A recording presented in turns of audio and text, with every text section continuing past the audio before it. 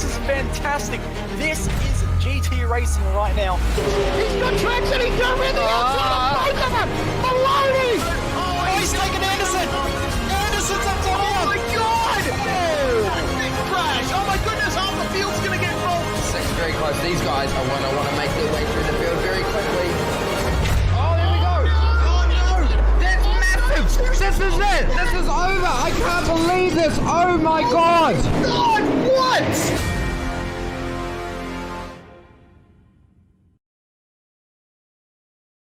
Are you new to sim racing, or maybe a veteran struggling to reach the next level? Have you ever wondered how the aliens reach impressive lap times that seem impossible to achieve? If so, you're not alone. Most drivers reach a certain level and get stuck. But getting faster on track is easier than you think. VRS coaches are some of the best sim racers in the world and offer one-on-one driver skills training at affordable rates to help new drivers learn the basics and help experienced drivers break through to the next level. Are you ready to get faster and get off the iRacing roller coaster? If so, VRS one-on-one personal training is for you. If you've invested in your equipment, it might be time to invest in yourself. Just go to virtualracingschool.com and sign up for a 30, 60 or 90-minute session with one of our world-class coaches, and you'll learn exactly what to do for faster lap times and more podiums.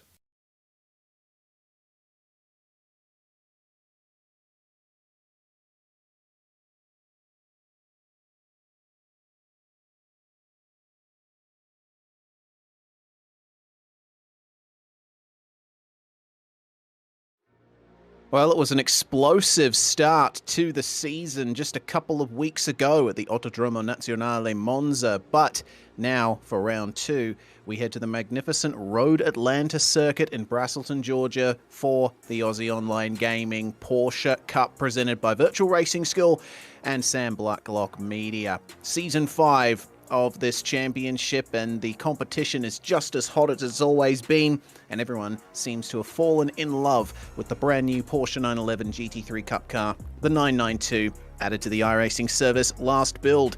I'm Reese Gardner for SimSpeed TV, and joining me in the commentary box is David Haynes. And wow, David, round one certainly was an incredible round, but now we come to Road Atlanta. What a brilliant circuit, especially in these Porsche Cup cars. A very challenging circuit, one for the drivers. Yeah, g'day. It's not Monza, is it? It's got a lot more elevation to it. It's in a different part of the world. It's got some more sweeping corners and so forth to it, but it's still got that really, really long back straight. I would be putting my easy up and camp chair near turns 10A and 10B. As would I. That's probably going to be the prime overtaking opportunity here on the circuit. 10B is also where the start zone, the acceleration zone begins for restarts. So if there is a safety car tonight, which there may very well be, we're definitely going to be seeing that rule in action. Of course, manual safety cars for this series. Here's the championship standings after round one in the pro class. The overall as well, Dylan Burse leading the championship coming out of round one, but only 5 points ahead of Andrew Gilliam. The reigning champion, Dylan Burse, did not have the best of rounds at Monza. Race 1 did not go his way, so he's on a bit of a back foot here, trying to extend that gap, David. And of course, always really close in the mid-pack of a championship like this, and that's where you get some awesome battling as well. Look at Matt Lupino and Robert Gibbs tied for 6th place. That's something to keep an eye on there as well, because this will likely be a tiebreaker there. Drivers could move forward, drivers could move backwards. You don't want a bad round.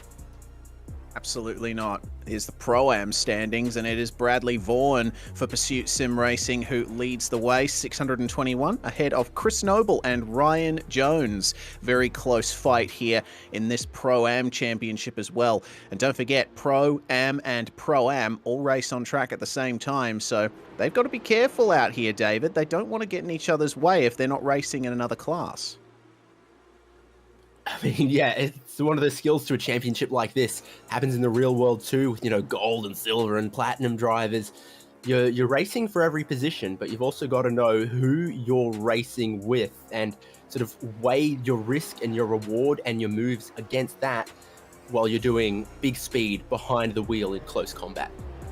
Exactly. Down in the bottom left of the screen, you have the race format tonight. This is a super sprint round, which means 3 15-minute races. In race 2, we'll be reversing the top 20 of the results from race 1. That will form our grid, and race 3 grid, of course, based off the finishing order of race 2. It's going to be an out-and-out sprint tonight here at Road Atlanta, which, I think some drivers might be a little wary of, David, because the racing that we saw at Monza, obviously, you might not have been there to see it, but it was certainly a bit chaotic with plenty of lobs in the heavy braking zones, and I'd be expecting the same at turns 10A and 10B here.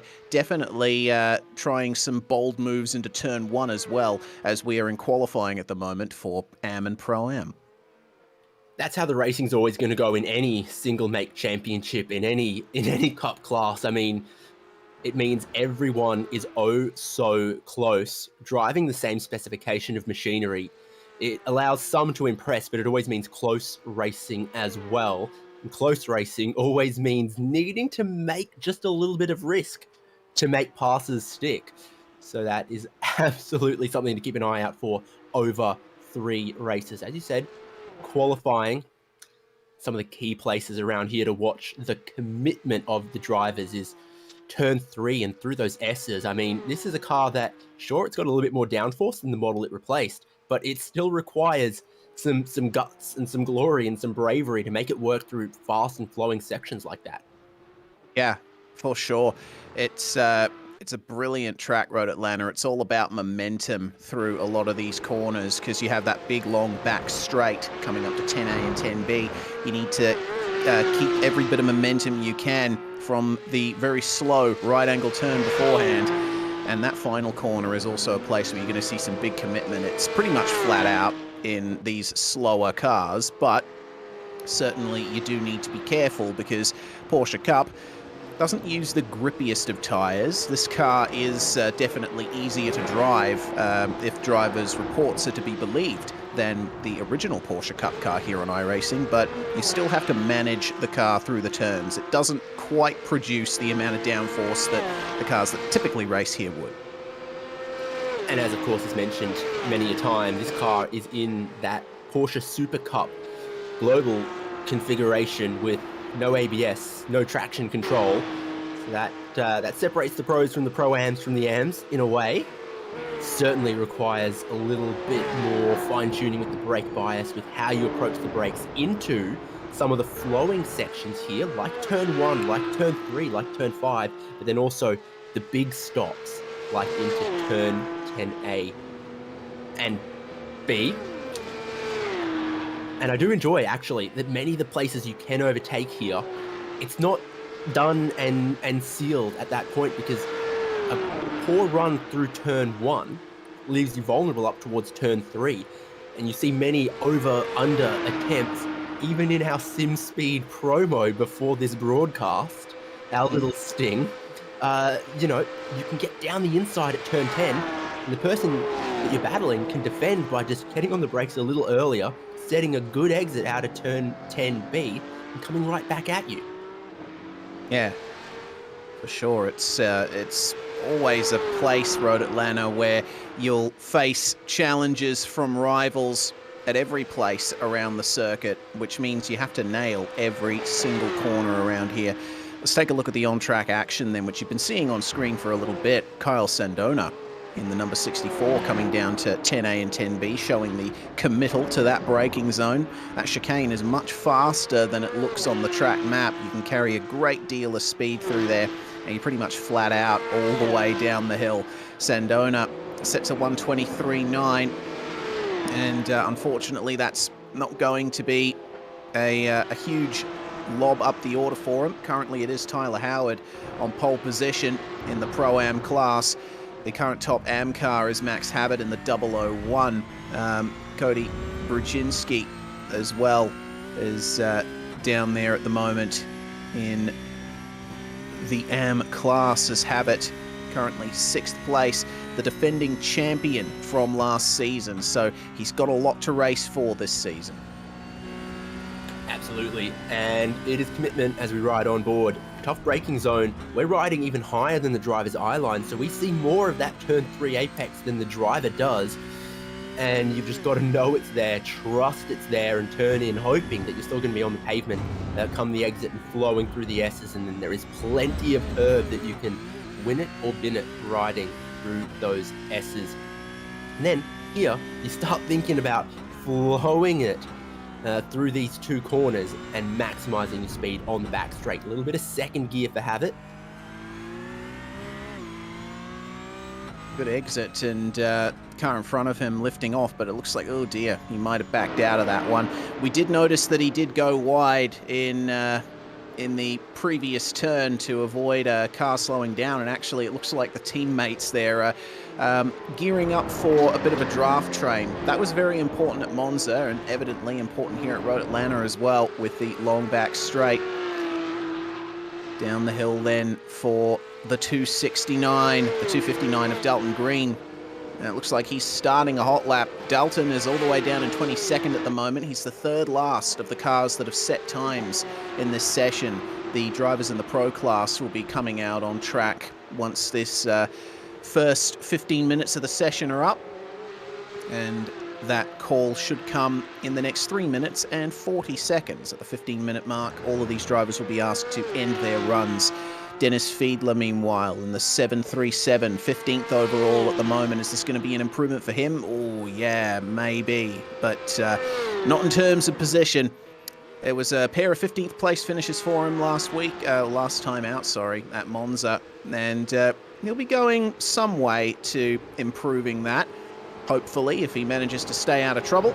The BPR team, meanwhile, Lewis Hodgson and BPR involved in a couple of incidents at Monza. They'll be wanting to minimize that for this round.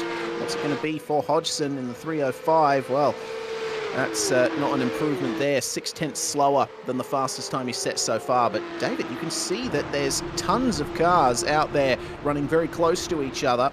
And mainly, I reckon that's a little too close to each other. Reece. Oh dear, yeah, way too close. That's Hodgson going off there at the first turn, and then the re-entry onto turn 3. That's a bit of an issue for a lot of drivers. It is a roller coaster through that section of track, and I don't think he kept his arms and his legs inside the carriage at all times on that rejoin.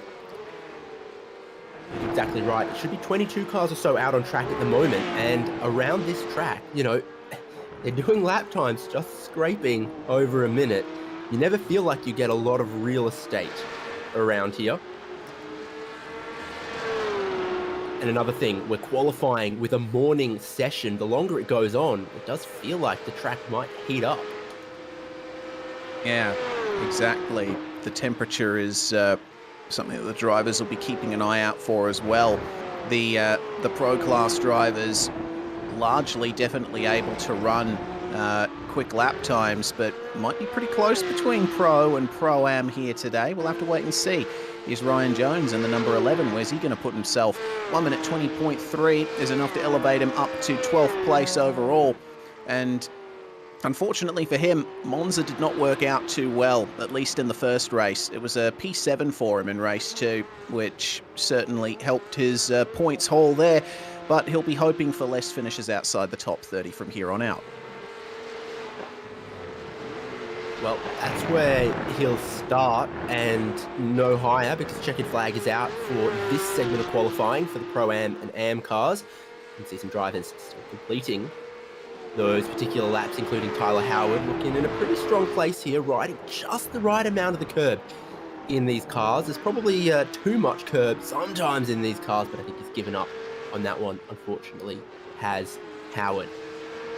And Bradley Vaughan was able to beat him to provisional pole throughout the session. It was a bit of a wild ride there for Chris Pellet in Fusion Sim Racing Machine, and evidently not working out for him there, having to take to the alternate configuration at the last turn just to head back to the pits. His run is over. Can Jared Sirkovic improve? He's currently P5 at the moment. Through the final turn, maximum commitment, and a 1 minute 19.9 for him. And unfortunately, not an improvement once again. Cannot do any better than 5th. And Now that the pro cars are going to be coming out onto the track pretty soon, there's all possibility that he'll be able to fall down the order further. Lewis Hodgson, just getting within 0.02 of a second of his fastest lap time. That's got to be painful. Should be very, very few drivers left on a competitive lap, seeing as our pole time at the moment sits at just 1:19. Practicing that pit entry. I don't know if that's going to be necessary, but I see pro cars coming out on track, and they are of course keen for that land rush to get out early, maybe link up with their teammates, maybe set a banker time early, and maybe expect that the track could still heat up across this session. Well, there's the Pro-Am and Am results. Vaughan, Howard and Weitzel, your top three there. And the time's looking very close as you go there in the top six. It'll be interesting to see how close some of our pro drivers can get to that. Cody Bruczynski, P2 in Am, I believe. The top Am car being Max Habit in the 001, and that's quite the advantage that he's gotten over all of his class competitors, with Tony Clark rounding out everyone. But the pro class is out on track, and currently the charge is headed by Kobe Williams down the back straight. You see a lot of drivers jostling for draft position there. They want to give each other a good amount of space so they can attack the corners properly, but still be close enough that they can get a good run down the back straight in the slipstream of another car. But here we go. First lap of the pro qualifying session for Kobe Williams, up into 6th gear, coming up to turn 1. And my goodness, he's using all of the road and then some through there. Maximum commitment here for the Van der Waal driver. And Kobe, he didn't quite get the result that he was looking for at Monza. Oh, he's not going to get the result he wants on that lap either, on the anchors, and just manages to avoid a big incident there. That's that lap over for Kobe Williams. He is going to have to go back to the... Oh, actually, I don't think there's a no escape rule in this series, so... Seems to me, at least in the race, the no escape rule is active, so Kobe Williams can jump straight back in there. Here is a wildcard entry, the first of the season. Dane Warren for VRS Co-Anda SimSport. Dane Warren has had an excellent run in sim racing recently, taking the Supercars E-Series and of course being a prolific competitor in all of Australian sim racing series. His exploits in V8 Scops may very well be the stuff of legend some years down the line. Let's see how well he can do. He topped pre-qualifying. I'm expecting big things here out of Dane. It still looked a little wobbly in the middle of the lap from my eyes, and it is a short outlap here, means not a lot of temperature for the tyres when you start that very first flying lap. Evidence Kobe Williams thought he had more grip in turn 3 than he did. Warren laid down a good lap to start it, but I think he's still building that confidence and that tyre temperature. And he's got at least a second still to find, and knowing him, I reckon there's that plus a bunch more still in that car. I would imagine so. It seems that none of the pro class drivers have managed to touch Bradley Vaughan's time yet. Here's his teammate at Pursuit Sim Racing, not necessarily in terms of specific teammates, but part of the same organisation. Job Stewart currently in the middle of 2 BPR machines, and he'll get a nice draft here. Oh dear, that's a problem for someone there out of turn 5. Very easy to go for a slide at that corner. You need to use all of the curb on the exit, and it's incredibly bumpy. 3 or 4 drivers, I think, have been bitten by that ferocious exit curb of turn 5. And again, it comes down to some drivers are being so committed out of the blocks in this session. The reality is they were always going to get about 10 laps or so, and the first 1 or 2 maybe needed to still be build laps before the push laps. Expect the times to keep coming down. Like Warren has just gone and found Emily Jones. 2:10. Emily Jones as well. Yeah, I mean, they're from the first flying lap to the second flying lap, 2 seconds. Yeah, that's quite the gain there, but what a time there from Emily Jones. That's incredibly surprising. We're well aware at SimSpeed of how good Emily Jones is, but to beat Dame Warren in a head-to-head, at least at this point of the session, that's a pretty big statement there for Emery. Let's see how well she does as the session continues on. But who got the DMs from Porsche and had early access to this car? Yeah. Experience is everything with a new car. Very good point, and she also won the first ever broadcasted race in this car. She seems to enjoy this machine, Emily Jones, as Maria Vartanian, 119.7, and that's going to be enough for P10 overall so far. Dame Warren on another hot lap here. Let's see if he can improve, make up that 900th gap to Emily Jones. Not quite using all the road on the entry into the last corner, but 119.1 is certainly going to do it. Dame Warren back on provisional pole. It's a 10th situation for pole position in this pro class.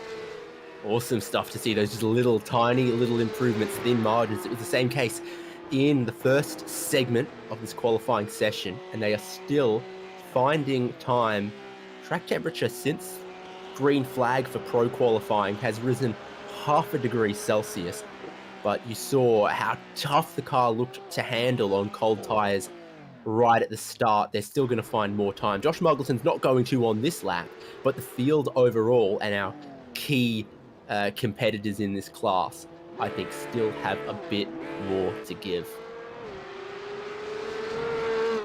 I would agree with you on that. What will Eddie Beswick do? Eddie, oh, goodness me, that's adventurous there through the final turn. Bit too much curb, but a 1 minute 20.4. Unfortunately, that's not going to count. Seems that he got an off track at some point around that lap, if not at the very final corner. Bailey Frid, meanwhile, for Pursuit Sim Racing. See what he can do. He's down in 21st position right now, and his current fastest time, 1 minute 19.8. He's not going to improve that time, but if he wants to break into the top 10, he's going to need 3/4 tenths of a second at this stage. But as the session draws to a close, that gap may rise as more drivers improve. A little bit more team games here from BPR, starting flying laps for their drivers. Bowler might be on a good one here. Nope, not by that reading of the current time. Might be on for our lap. Yeah, seems that way. So we'll check back in on him in a bit. Dame Warren still on this run of laps here. These cars start on pretty cold tyres, so the grip will improve as the run continues if you decide to commit to multiple laps in a row. Seems to be working out here for Dame Warren. Don't know what the current state of this lap is versus his current best, but he's committing to this. We'll see if he decides to peel into the pit lane and abandon this run, but it seems like a very good run through the last couple of corners here. Does he peel off to driver's right? No, he's going to stay out and commit to this one. 119.1 time to beat. 119.3 the time he sets, so he doesn't quite get the breathing room he needs versus this woman, Emily Jones. And like every driver I can see in the top 4 right now, they've done 2 flying laps on a set of tyres and then gone for a change. So what we saw for Dane Warren there, his first proper flying lap on another set of tyres, still building then to the next lap. And that's where Emily Jones is at right now, completing first flying lap on the second set of tyres, going into the second flying lap, probably where the performance is in flying lap number 2. Right here for Emily Jones, I think that's where pole is going to be won or lost on this lap right now. Same too for Dane Warren. Let's see how it works out then between our top 2. Hugo Allen is also up there as well on a 119.4. But just showing how short the lap is around here. Dame Warren already back up to 10A and 10B for the end of his next hot lap, and it doesn't seem like he's, oh dear, maybe a bit too much curb on the exit. I think he might have just escaped an off track there. Does the time end up sticking? 1:19.154. My goodness. 0.04 of a second improvement, but the improvement was there. Yeah. Goodness, maybe he lost a bit of that with the curb usage here at 10A and 10B. No, I think that's where he found the time. I think he used an extra millimeter that he didn't on his last flying lap, and that's where the 0.004 was, out there on the curbing on the exit. Yeah, perhaps. Corey McFarlane in the 94. Currently 10th place. Will this be an improvement for him? Yes, it will. 1:19.3, and that is good enough for P3 at the moment. Pipping Hugo Allen there. Excellent lap from Mr. McFarlane. Josh Muggleton, what can he do? It's a mid-19 here for Muggo, and unfortunately that's about 100th or so slower than the time that he has currently set as his best. Kobe Williams as well. A driver looking for a bit more here in this session. Can he improve on 11th? 1:18.9. Yes, he certainly can. Kobe Williams to the top, if that time is legal. And you know what?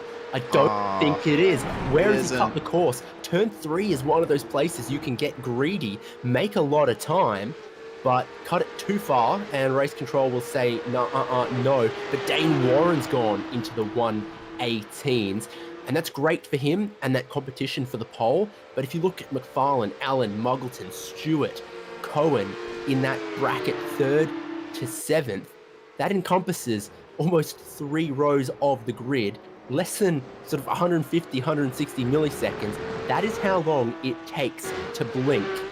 And that covers rows of the grid here at Road Atlanta. It's an incredible stat to hear. Shows you how tight the competition is in this series. Daniel Yeaman, series organizer, Drop Bear Motorsports. What's his time? 1:19.8. And again, it's just a few hundredths slower than his fastest. Drivers, I think, struggling to find improvement here at the end of the session. Sebastian Flock starting one of his final laps. Kobe Williams, meanwhile, is back out on track and gearing up for another double lap run here. He should be able to fit them in before the clock ticks to 0. 1:19.7 there for Robert Gibbs. And again, he's not up on his best lap time. This is going to be a very tense end to the session as Cody Deeth then begins another lap. And as I look at my timing screen and at the timing column on the left-hand side of your picture, what stands out to me is what a great time from Bradley Vaughan. How many pro cars are still behind him despite having had 15 minutes, 10 laps or so to try to eclipse his effort? Some really quality drivers haven't been able to match the benchmark he set in the first segment of this qualifying. Yeah, that's pretty amazing to see.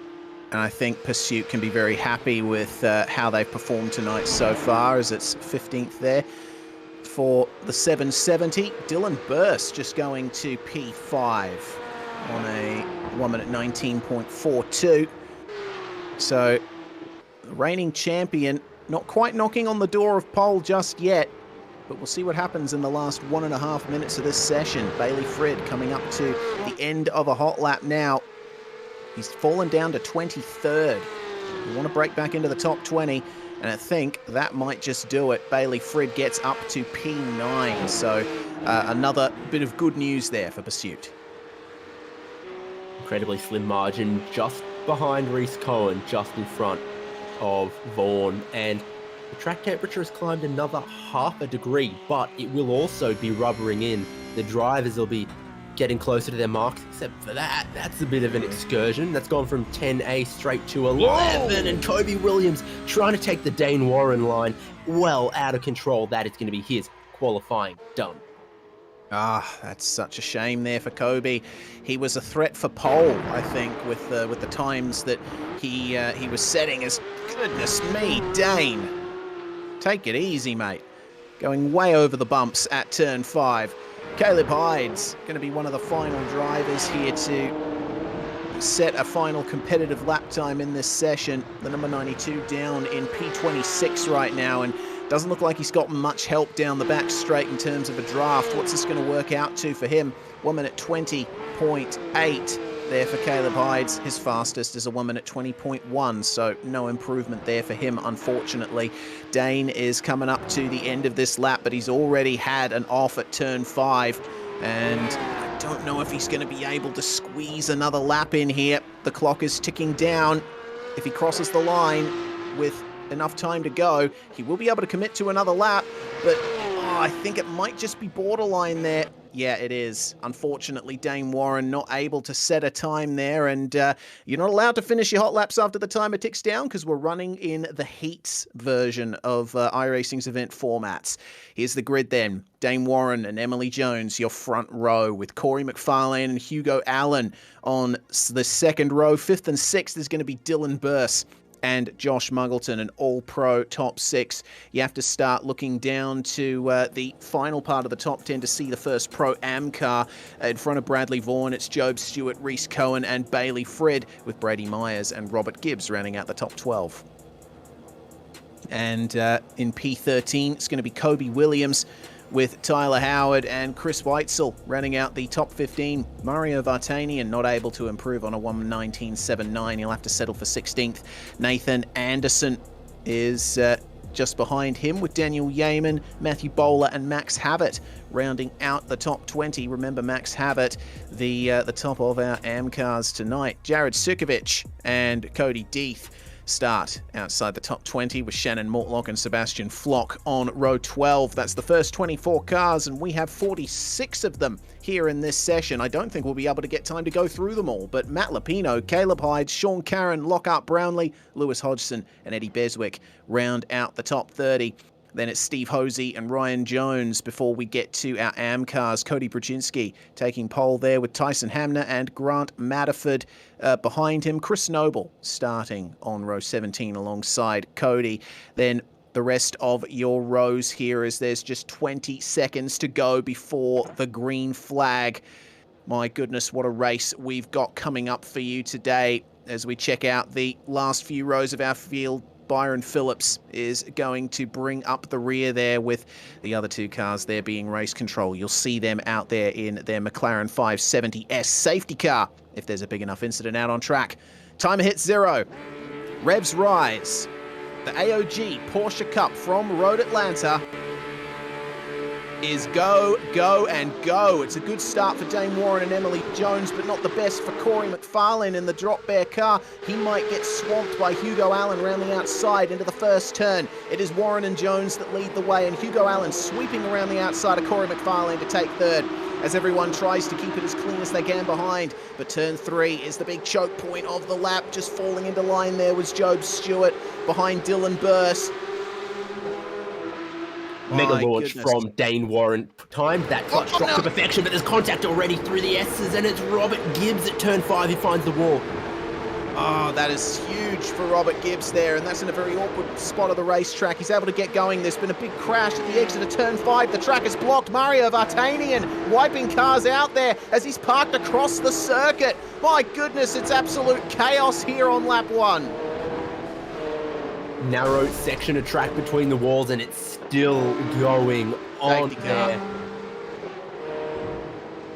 Safety car has been called and still trying to get going there. That's going to be a good opportunity for a virtual racing school replay. No overtaking now because we are under safety car conditions, and the McLaren will come out to round up Dane Warren. My goodness, man. That was a lap 1 that not many drivers would have been wanting, and that was all started by contact between Mario Vartanian and Tyler Howard. We'll get it on the virtual racing school replay now. So you see Howard and Howard just here ahead.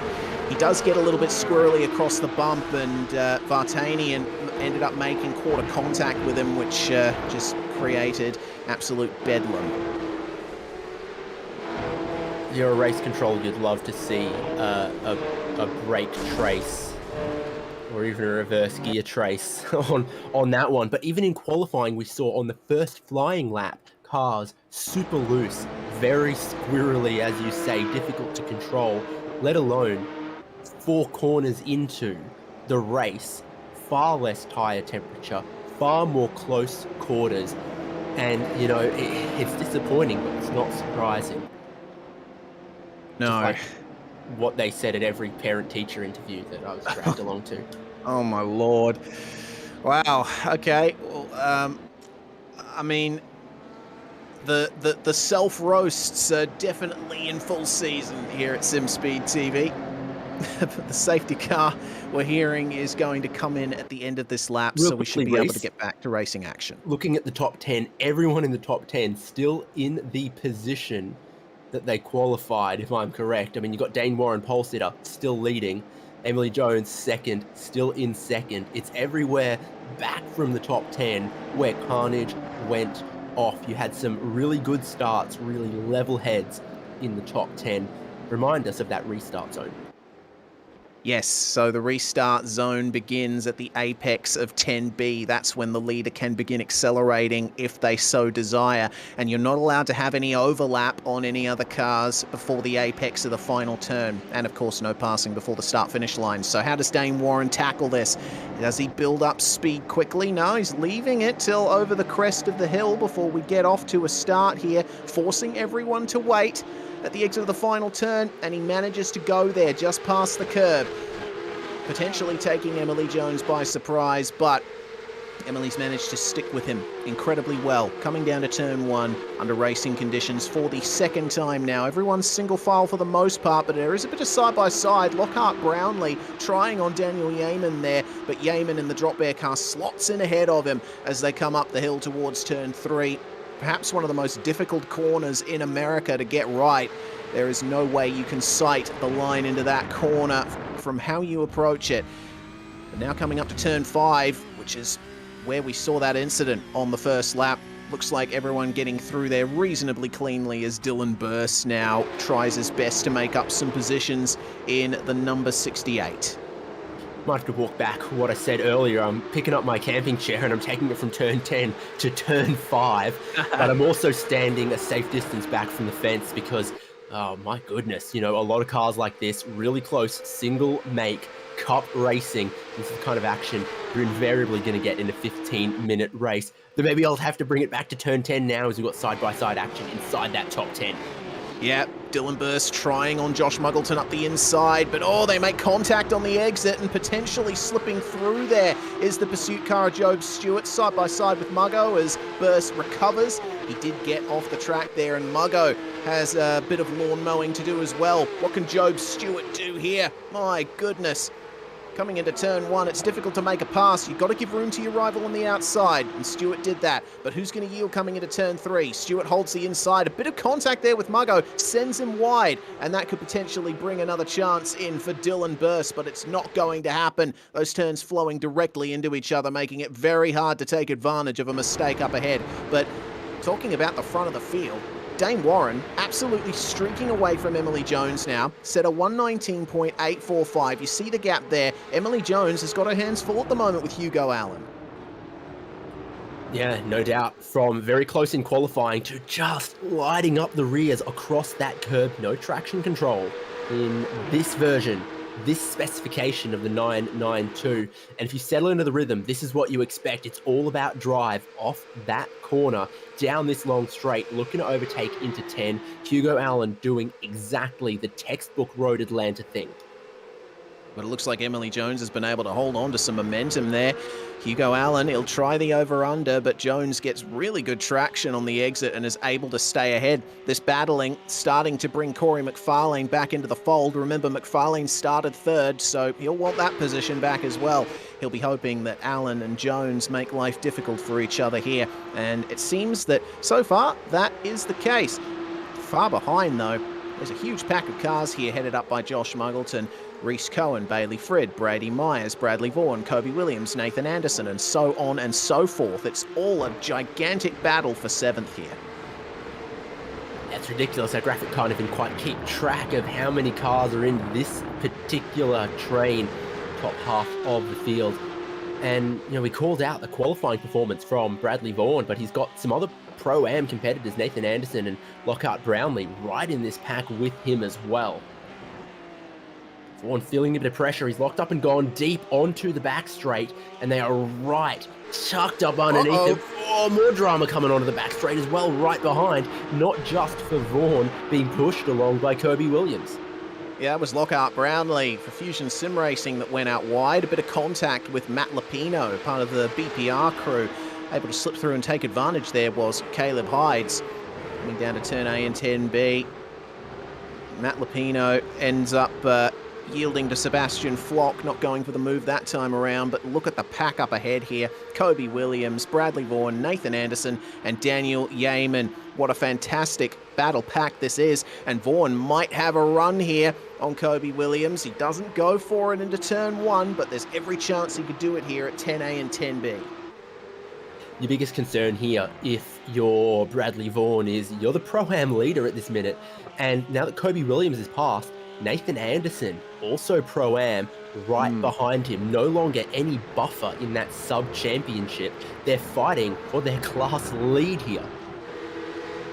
Yeah, it's very intense, and the mistakes still being made out of turn 5. Drivers push the exit of that corner so hard. But, I mean, why wouldn't you when you have all of that lovely curb real estate available to you? Here we go then. Back stretch. Let's see what happens at the chicane. An update on our AM pole position car, Max Habit. He was obviously caught up in the big chaos at turn 5 on lap 1. He's fallen down to 39th. So the current AM leader, as we check out a pass here into 10A and 10B, just ahead of the battle we were looking at. Brady Myers making the move on Bailey Frid, and then up into 9th place. But the current top AM car, it seems, is Grant Matterford, who's currently running 28th overall. And he's battling with Sean Caron as well.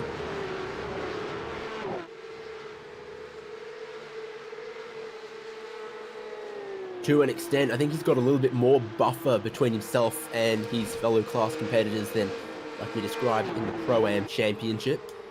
So that's always a good thing in these other categories, is these other driver classes. If you can outperform by just a little bit, suddenly a big buffer between yourself and the drivers that, for points wise, you are racing.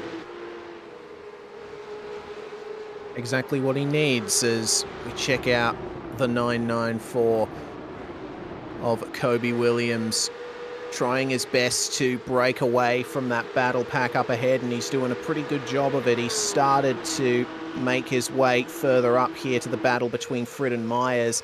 Myers actually gapping Frid massively on this lap, so Bailey might have made a mistake somewhere down the line. At the very least, Kobe Williams has the run in the draft, nicely tucked in down the back straight. And the race is rapidly coming to a close here. Remember, we got 3 15-minute races tonight. This is only the first of them, so there's not much time left for the drivers to try and make up positions. Yeah, comes at you real quick here at Road Atlanta, doesn't it?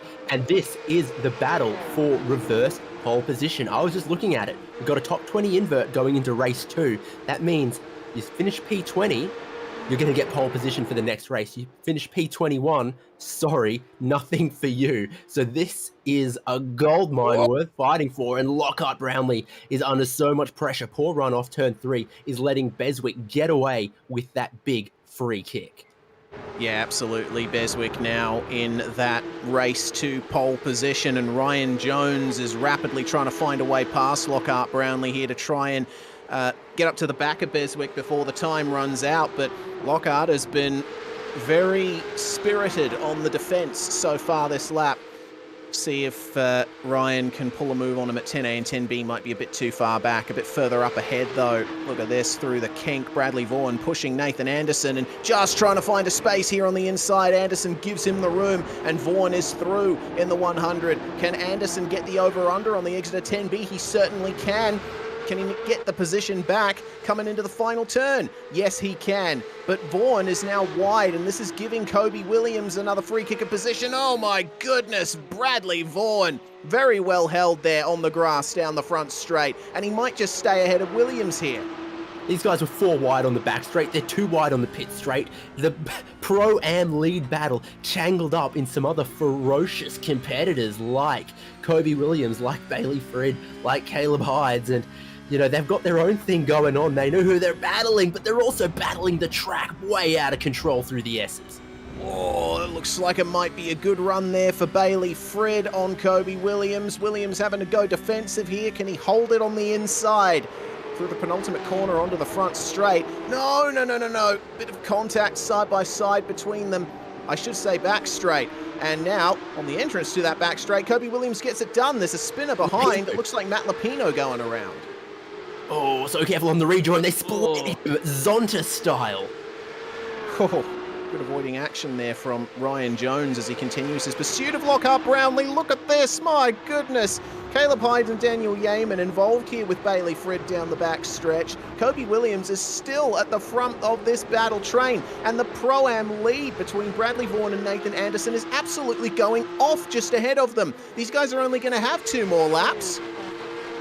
Yeah, the stamp leaking started on lap number 1, and it is not stopped all the way. Dane Warren, 5 seconds clear now of second place. Emily Jones feeling the heat behind. Hugo Allen, Corey McFarlane, Job Stewart, Dylan Burse, all in the train. And we know that slipstream is super strong down back straight. I think you can set yourself apart through the S's and some of the other corners, especially how much everyone is up on the wheel and driving these Porsche Cup cars. But there's no denying the slipstream on the back straight worth plenty. Absolutely, and unfortunately Nathan Anderson made a couple of mistakes here, and it looks like he's been passed there by Kobe Williams, so Bradley Vaughan has a good gap back there for the Pro-Am lead. It looks like that might be decided, at least for race 1 anyway. Wondering if Nathan Anderson can fight back. Lockhart Brownlee, he's still ahead of Ryan Jones, and he's starting to come back on Eddie Beswick now. So on the final lap, there might be a desperate lunge for Lockhart Brownlee to grab race 2 pole. But the white flag is out for Dane Warren up ahead. The white flag is coming out for these drivers battling for second place. Emily Jones just up ahead of Hugo Allen here. She might have the gap she needs to stay ahead, but it's all on behind with Corey McFarlane, Dylan Burse and Job Stewart fighting hard coming into turn 3.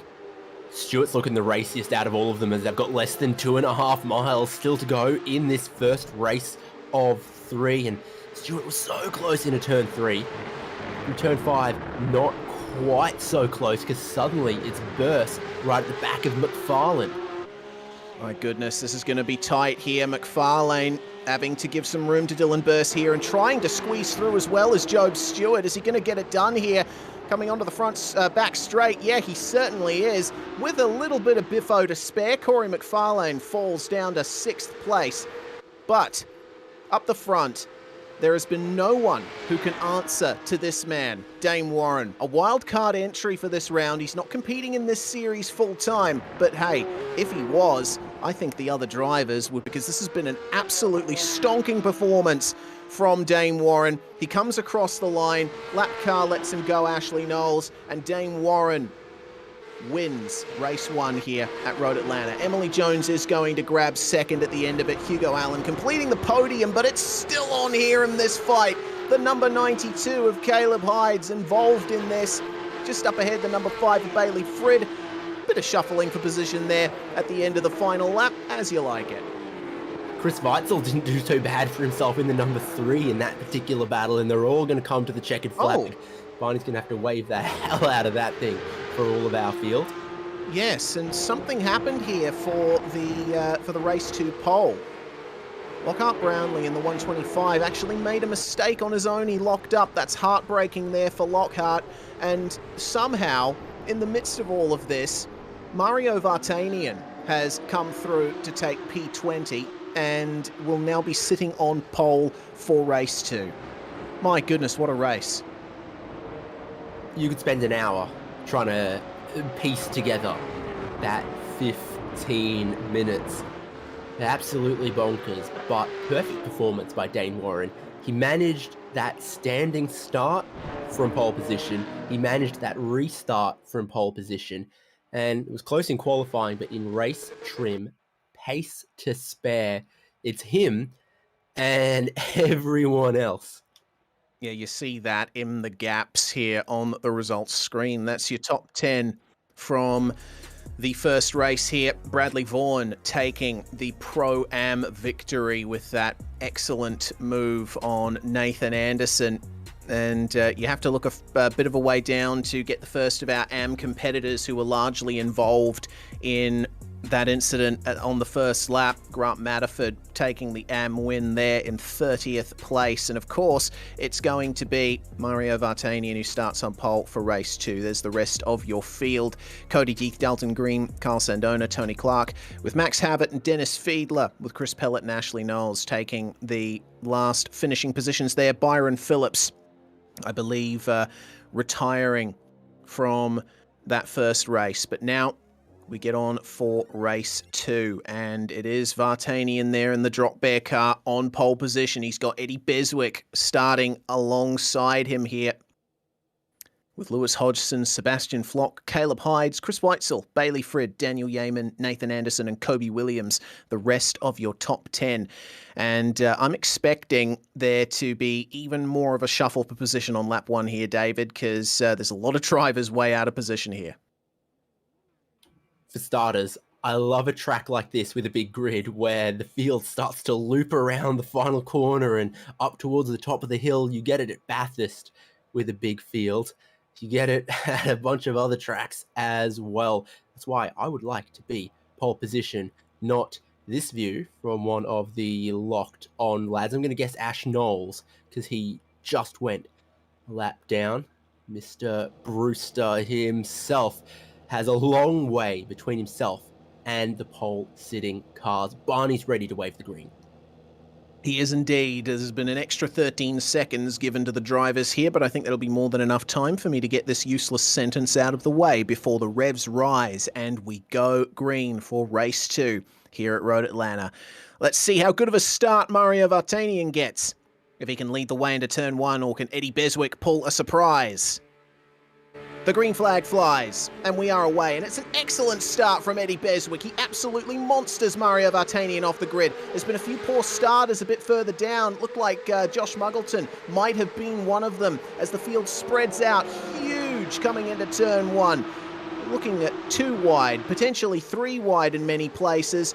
But it is Eddie Beswick who leads the way out of turn 3, nearly shuffled wide there was Chris Weitzel, but he managed to hold on. Kobe Williams trying his best to make up positions here, but almost making contact with Nathan Anderson, and Dane Warren there down in the field in the VRS Co-Anda car. He has got a lot of work to do. Oh dear, oh dear. Again, a key, huge action zone. In fact, swiping them on his way through. Was your race 1 winner Dane Warren. Not as big a pile-up as race number 1 had. Cold tyres all over again for everyone in this field, and do you know what? I think it shows.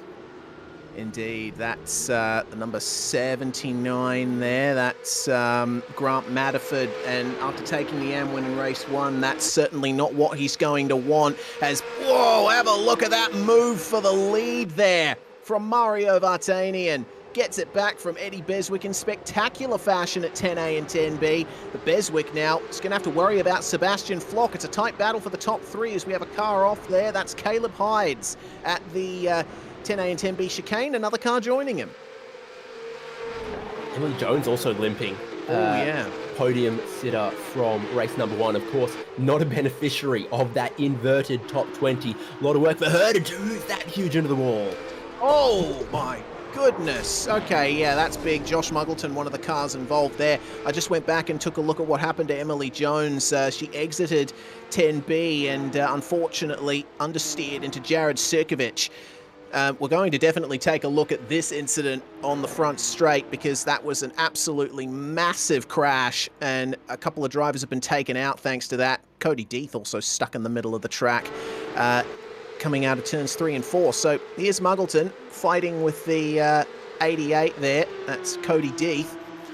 And looks like Muggo just loses it on his own there. Loops it across the start-finish straight and ricochets off the wall. That BPR car, a completely innocent victim. Nowhere to go. At the same time, there's just been an incident with Dane Warren and Nathan Anderson. Dane Warren T-boning a stopped Nathan Anderson. That's huge damage to race leader and Pro-Am leader there as well. Two hugely important cars coming together.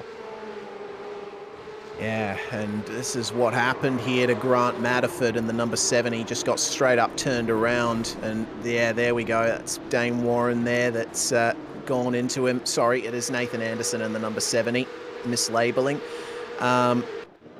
Man, so again, there's a lot of drivers here who have had absolute heartbreak in the second race as well as the first race. But this is what the lead looks like at the moment here for Mario Vartanian. Currently 1.16 ahead of Eddie Beswick, and the field is starting to queue up behind him. This could be a very interesting and very crucial race, because if you can get out there and get clean, it's going to be a good race for you. But for Beswick, after leading a couple corners on lap number 1, that's been a bit of a dog breakfast that's cost him about 10 positions or so. Suddenly, in the midst of the pack, on the back foot. Yeah, that's what going off at that turn will do to you is, oh my goodness, the number 68 trying his best of Dylan Burst there to get by Bradley Vaughan, and ends up getting it done just ahead of Beswick. When you go off at the turn leading onto the back straight, you carry that time loss all the way through, and there's a car off at the final corner. Who is that? That is Chris Weitzel, who's ended up going off, and I think a couple of drivers had to take avoiding action there. I tell you what, this is another controversial incident. Kobe Williams was making rear-end contact with Chris Weitzel there into the final turn. That's what sent him around. So race control are very busy tonight, I imagine. Not at all envious. Like we said, for every 15 minutes of racing, there's 30 minutes, an hour of review that could go on from the front of the field to the very back of the field. It's packs and packs and packs of Porsche Cup cars. This is just one of them, as that.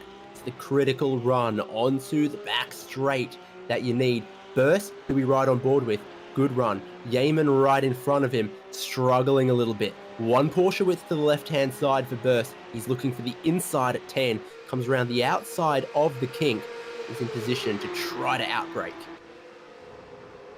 Does he get it done? Indeed he does. Daniel Yeaman not fighting that one too hard. He knows, of course, Dylan Burst, the reigning champion of this series. He's got a lot of pace under his belt. That's not to say that Daniel Yeaman is slow, but he is a smart racer. He's going to have to keep an eye out for Kobe Williams behind, as that is wow, they are absolutely packed like sardines in that pack.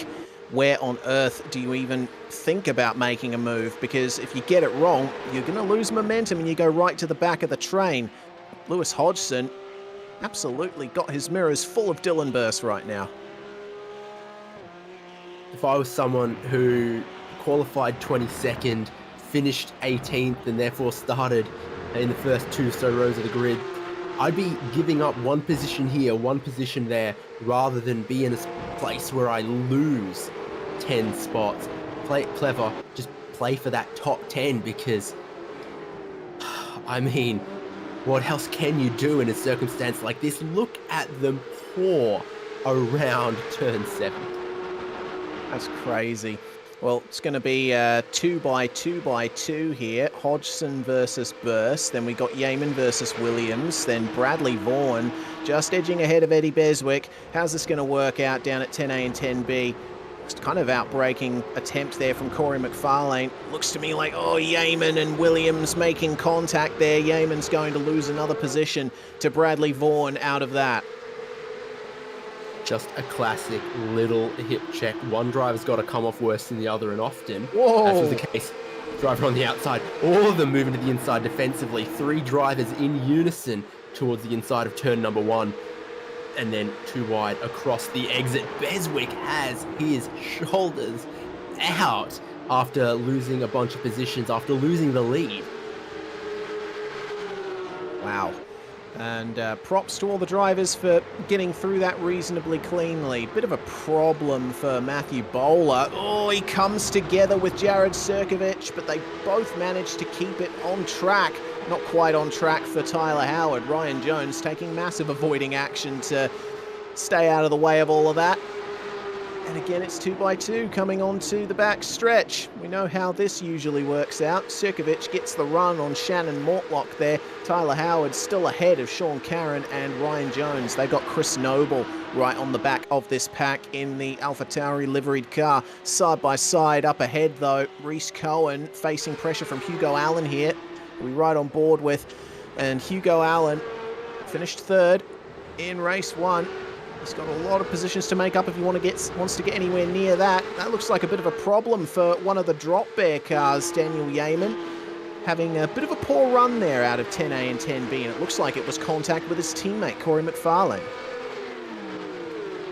Could be a little awkward, tells its own story though. Started 8th in 14th, but he's been higher than 8th as well at some points, I think. He's massively bottlenecked here towards turn 3. There we go. Off the track, spinning is Brady Myers with contact with, it seems, Eddie Beswick there. That's not what either of the drivers would have wanted, but coming down into turn 3, there's only one way it can go if you're too wide coming up to the apex, and the 305 of Lewis Hodgson is doing a sterling job of keeping Kobe Williams behind right now, but here we go. This is going to be the chance that Williams needs. Doesn't quite get the best traction out of the turn, but the slipstream will come back to him. Remember, they got Bradley Vaughan in there as well. Hodgson is the lead Pro-Am car. Oh dear, that is the 44 of Tyler Howard.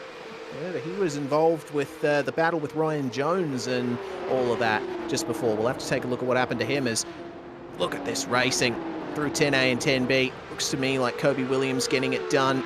Bradley Vaughan also taking advantage and getting by Lewis Hodgson. So Kobe Williams now up into the top 5, only a position behind his teammate. Here's how it happened here for Hodgson. Caught this out in the corner of my eye at the time. Got a rejoin in front. Oh, God, that's what happened. Goodness me, that's what happened to Tyler Howard. Yeah, one of the drop bear looking machines there just had nowhere to go with car rejoining from the left, car to the right of him, and unfortunately picked up the rear and turned someone around, which happens so easily with these machines. It's not a huge hit to a Porsche Cup car, and suddenly, you know, it wants to become a front-engine, front-wheel drive car. That's something that the drivers will be well aware of. You know, Porsches being rear-engine, rear-wheel drive, they require a bit of a unique driving style compared to other cars of their type. Got to try and keep the weight on the fronts as much as possible into the corners and then use the rear to its max on the exit. The drafting battle's still ongoing here. This 3-car pack of Beswick, Lupino, and Allen. Lupino's going to go for the move here at 10A. Is it going to work out for him? Beswick backs out of it and with a little bit of a slide. And it just to get through does Matt Lupino. We got our first race control penalty of the night for Reese Cohen. Contact on lap 1. And I think you just saw him ducking to pit entry as well. He's going to get that one out of the way. I got some quick facts about the slipstream here. Mario Vartanian, your race leader, has set a speed trap of 257. Basically, everyone else has had a slipstream at some point. Speed trap of 265. So there is at least 7 or 8 or maybe even 9 kilometers an hour that you get by the end of that straight in a slipstream. Everyone's getting it except Mario Vartanian doing his best Dane Warren impersonation, trying to run away with this one. Speaking of Dane Warren, he's down in 28th after what must have been pretty heavy contact that we caught earlier on that replay. He carried on, but I think he's probably missing some speed. So is Daniel Yeaman, apparently. It looks like a problem for him out of turn 5 as down the back straight again between Lupino and Allen. It's side by side. Hugo, though, manages to slip ahead before the braking zone. I think a bit of a yield there from Matt Lupino. Not much sense in fighting too hard, the guy who finished 3rd in race 1. Update on the top 3, meanwhile. Looks like Dylan Burse has managed to get by Sebastian Flock and is currently chasing down Bailey Frid at a rate of knots. Took nearly 4 tenths out of him, just under 3 tenths actually, on the previous lap. So let's see what Dylan Burse can do to try and get into the top 2 here. and there's no one for Frid to slipstream off. Everywhere else, there's a lot of draft trains where, okay, you're defended from the car behind because you're attacking the car in front, and everyone has a slipstream. Not the case in this 3-car battle for second, third, and fourth. On the roof of Dylan Burst, no longer.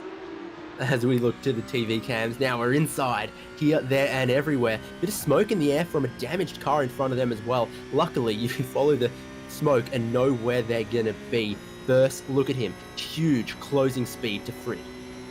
Yeah, and this is where the move's going to be made. Does Bailey Frid yield to Dylan Burst? Well, Burst is ahead in the braking zone, and it looks like just a little bit earlier on the stoppers there for Bailey Frid. Dylan Burst now up into second place here in race 2. And after his 4th place in race 1, I mean, it's certainly going to be a welcome surprise here for Dylan Burst, actually running better than he did in race 1, but Bailey Frid is pressuring him massively. It looks like Beswick that's had a bit of trouble at 10A and 10B. That damaged car we saw on back straight, well, it was in the braking zone where some of the other battles caught that driver, and it was harder for them to negotiate through the corner, through the braking zone, than it was for the earlier cars to just steam past on the straight. Here is the replay, and well, that was part of it for sure. Well, let's see what happened to Beswick down here. Oh, yeah. Oh, yep. Exactly what you were talking about there, David. Avoiding action taken by the car Beswick was trying to get by, and that's all she wrote there. I don't think there was much that Beswick could have done about that. I would have maybe been a little bit more to the left. If the two of you side by side were barreling down so quickly on a lapped car.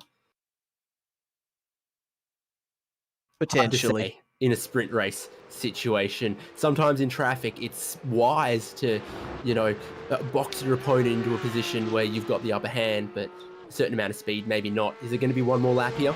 It is.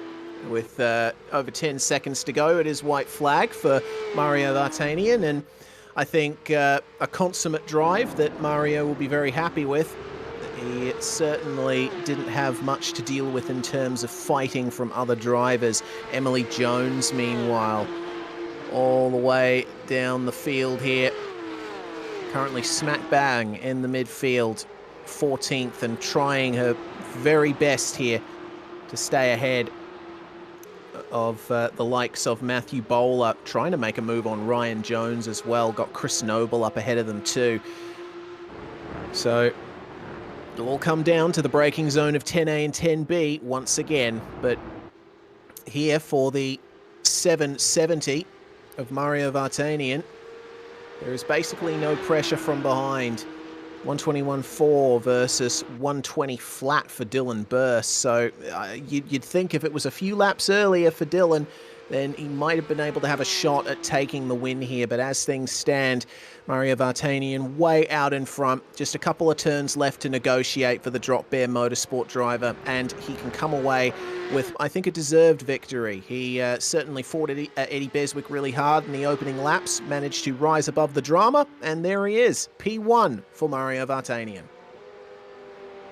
Jones picking up a couple of positions at the end, or is she? Look at that. Oh no! Contact with Noble. Slots in behind. Ryan Jones moves ahead of Noble at the end of it, and it looks like getting the move done there at the final corner. That's not the race finish that Emily Jones would have been hoping for. I will correct myself. Mario Vartanian is not part of Drop Bear Motorsport. Stop painting your cars red, everyone. Another photo finish there, but the 025 Sean Caron is going to stay ahead of Yeeman. What a tough race that he had. Up and down and up and down. Yeah, very tough there for Daniel. Still got racing going on here. No, actually, it is the cool-down lap that these guys are doing at the moment, and they're still racing like it is the final lap. But I think that Vartanian will be incredibly happy with that. I think it's a good night for Vendaval so far as well, with Dylan Burst and Kobe Williams both finishing in the top 5. So We'll go through the results and go on a quick break before our final race of the night. Mario Vartanian by 2.3 seconds over Dylan Burse, and Dylan was looking very rapid at the end there. Bailey Fridz, Sebastian Flock and Kobe Williams completing the top 5. Bradley Vaughan takes the Pro-Am win once again here, but not by much. Only a couple of seconds ahead of Lewis Hodgson there, with Corey McFarlane splitting them. Hugo Allen recovering to finish 9th, with Matt Lapino rounding out the top 10 for BPR.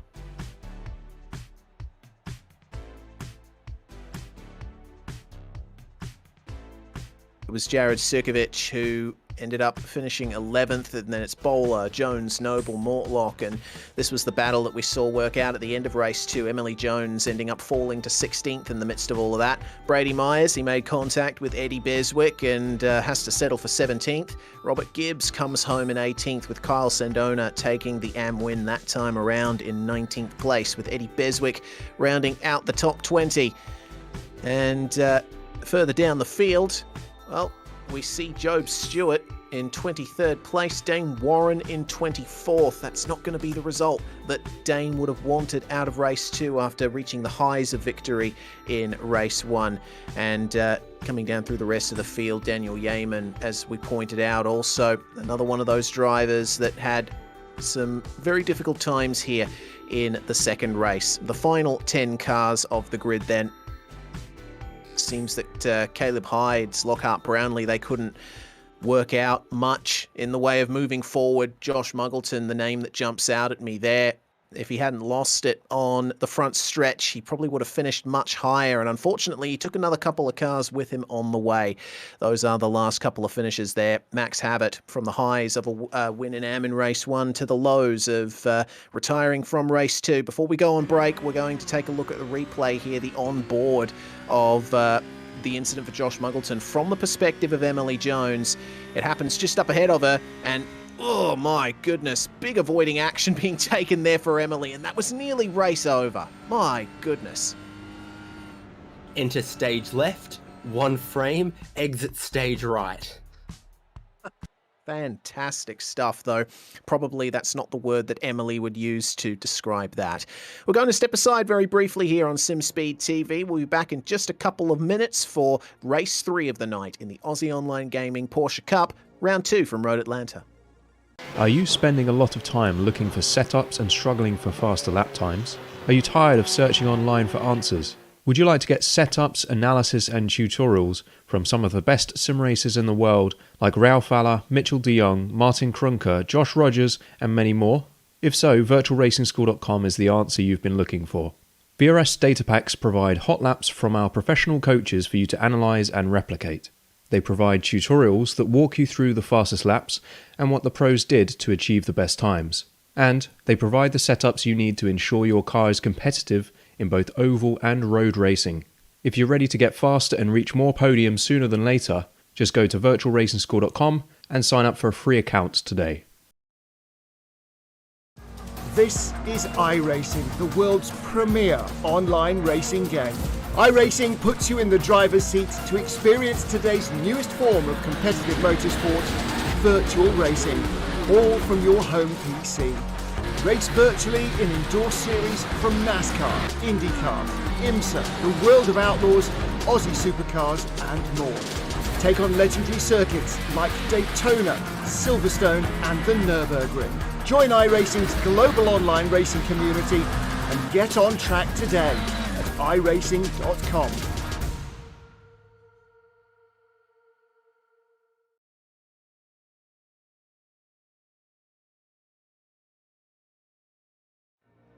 You're watching the Aussie Online Gaming Porsche Cup presented by Virtual Racing School and Sam Blacklock Media, the second round of the 5th season from the beautiful Road Atlanta. And, well, I think for many drivers out there, the racing has been anything but beautiful, David. We have had absolute carnage in these first couple of races, a safety car in race 1, and, well, I really don't know what to expect from race 3. You know, one time a ship traveling from Germany to Brazil sunk with 20 Porsches on board, and that was less damage done to the brand than these 2 sprint races so far. I mean, you can't really insure a track car, and this is why. They've fought tooth and nail for every single damn position, up and down. There's been some silly incidents, but you know what? We've seen some quality drives as well. Race 1 winner, Dane Warren, amazing performance. Vartanian for the Race 2 win. Really big move into turn 10A on the first lap. Took that lead, ran with it too. What's going to happen in Race 3 as we go progressive grid from 2 to 3? Dane Warren's got even more work to do than he had in Race 2. Indeed, he does. He starts out of 24th position, and with this being the finishing order from Race 2, we will still go through what the drivers will be lining up as here in Race 3. Bradley Vaughan's taking the Pro-Am pole there with Mario Vartanian and Dylan Burse on the front row. Dylan, of course, reigning champion, as I've mentioned a few times tonight, so he should be in the box seat for a good start. McFarlane, Hodgson, Allen and Lupino round out the top 10, with Sikovic and Bowler rounding out the top 12 there. Ryan Jones starting out of P11 in car 11.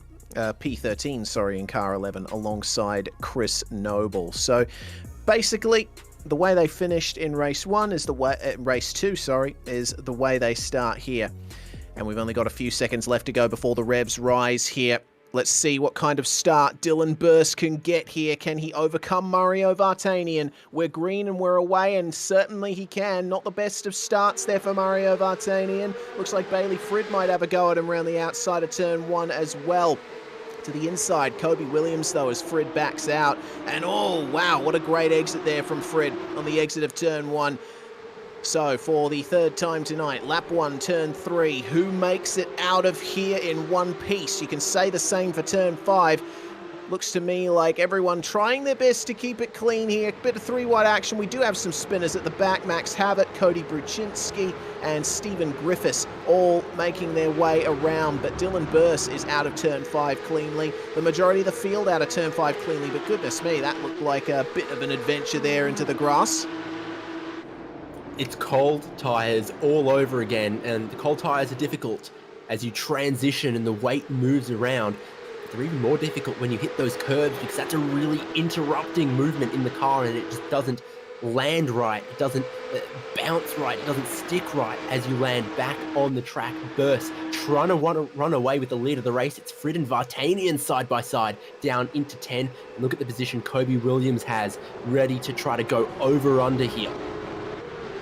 He's been blocked though. Bailey Frid not giving him any opportunity to get by in that section, but it could certainly happen here on the next lap. Oh, Dylan Burse, very squirrely into turn 1, and it actually looks like he's run a bit wide on the exit of turn 1. Bradley Vaughan might have a go at him up the inside into turn 3 here. Oh, there we go. Gets it done, but only just. Slide job and park it in front of your competitor if ever there was one on a road course, but there's yet more wounded Porsches out there. Matt Lupino, one of them. I see Brady Myers. What a horrible weekend he's had. He's limping around, and Kobe Williams now, a huge incident. Oh wow, that's not the incident for Kobe Williams. That's somewhere else. But Williams is stopped on the exit of turn 5. There's been 2 incidents simultaneously here. Kyle Sandona, one of the cars involved in the other incident. It actually looks like it was a re-entry gone wrong for him. Made contact with Sean Caron, and that created a massive incident. As side by side, once again, Mario Vartanian trying his best to hold on to a top position here versus Bailey Frid, and it looks like Frid has finally gotten it done here. Massive action behind them as well. Chris Noble gets sent sideways, gets straightened up. They're 3 wide. Someone gets sent hugely off the final corner. I think Noble's nursing some damage there as well as he limps down the pit straight. How about 2 wide? How about 3 wide into turn 1? Super committed, and that is wide out of a BPR as well. Dane Warren trying to keep his nose clean in race number 3 here. He's picking off cars here, there, and everywhere. How far has he moved forward in this one? Massively in just 2 laps. Yes, and that's going to be another position for him there as Sebastian Flop. Yeah, a huge spin there for Sebastian, already dealing with damage, and the 305 as well of Lewis Hodgson. having trouble out of turn 5. Seems that cars are dropping like flies around here, and we don't have time to get replays because the action is not stopping. Mario Vartanian and Bailey Frid are still going at it for second place. This is absolutely insane, the race we're seeing between these guys. And look who it's bringing into the fold. Corey McFarlane and Bradley Vaughan once again. Vaughan has been absolutely charging forward here, and it's a poor exit for Bailey Frid that's going to potentially allow McFarlane through, but he had to back out of it. There wasn't enough space on the inside, if I can find my words. You're going to have an even tougher chance of finding some clean track in the third of 3 sprint races in this super sprint format. Road Atlanta, Vaughan, 100. Be hoping to be able to use that emoji after the race if he can keep moving forward and keep being one of our strongest pro-am competitors. He's in the thick of a real tough fight right here. The good thing, the confidence building thing is as lap goes on, they keep building that temperature. The cars are a little more planted, a little more predictable, and a little more forgiving than they were on laps 1 and 2. Of course, but it is a case of surviving those first couple of laps in the first place, which not many drivers have been able to do. Here's Emily Jones. She's got Dane Warren right behind her. Dane now into the top 10, thanks to that magnificent charge through the field. And neither of them picked up many points at all in race number 2. This could be for the round win between them, honestly. Yeah, absolutely it could. So we'll monitor them as they move forward. McFarlane, meanwhile, trying on Bailey Frid, but it doesn't work at 10A and 10B. The over-under's not quite there either. Dane Warren having to deal with the likes of Matthew Bowler in the midst of all of this. Bowler actually looks like he got passed by Jones into 10A and 10B, so now Warren is going to try and find his way past him here. Can he get it done at turn 1? Well, with a big fling up the inside, he can certainly. Dane Warren often does physics-defying things, and that's just one of them. Ridiculous stuff, front to back in this field. Through the roller coaster, the commitment that is the S's here. They've been kicking up the grass on their way to turn 5. They've been bouncing across the curb on the exit. That leads them down to the far end of the circuit here. The track swoops into a right-hander, straightens up for a second, and then tightens even further. And it's all about that short gear, putting the power down easily to then click up the gears. Full throttle all the way down the back straight here. Don't do what some other Porsches do and do a backflip off that hill in the background. Yeah, certainly not. That would be decidedly suboptimal as the battling continues. Oh my goodness. Side by side between these two of Reese Cohen and Hugo Allen, and that's another position there for Hugo, and it looks like another position for Josh Muggleton behind. Just gotten past Daniel Yeaman at turns 10A and 10B. Dane Warren, meanwhile, made his way past Emily Jones coming onto the back stretch, and now is having a whale of a time trying to get past Jared Sirkovich. They make side-by-side contact, and oh no! Sirkovich not letting Warren by and actually bumps him into the curb. So, I mean, defensive driving is one thing, but my goodness, Jared, I think he still has, he still thinks he has a big hand in this fight. That's a problem there for Lockhart Brownlee, and oh, it might be a dangerous re-entry under some circumstances, but fortunately no one else involved in that. Sirkovich still battling for 6th. Do you think he can catch Vaughan in 5th? Is that what he's battling for here? These points in the Pro-Am Championship? Because one of these two behind, I think, could be your round winner, though Vartanian is on track for some sensible points as well. Both of Jones and Warren really need to get past, and they are following this snake, following one way, following the other. Jones back onto the conventional racing line, short way around the kink, and next to try to follow through is Warren. 3 wide into the braking zone. Warren looking 2 for 1. Oh, but he can't get it done. Emily Jones manages to stay ahead, but Warren made his way by Jones pretty easily on the previous lap to this one, so we'll see if he can do the same, maybe even into turn 1. He's certainly got the run, and he's going to go up the inside of Jones into turn 1, potentially get the position side by side between Bowler and Stewart just behind, and there we go. Dane Warren up into now 6th position. What a fantastic plough through the field it has been from Dane, as the number 12 of Matthew Bowler still having to deal with some pressure here from behind.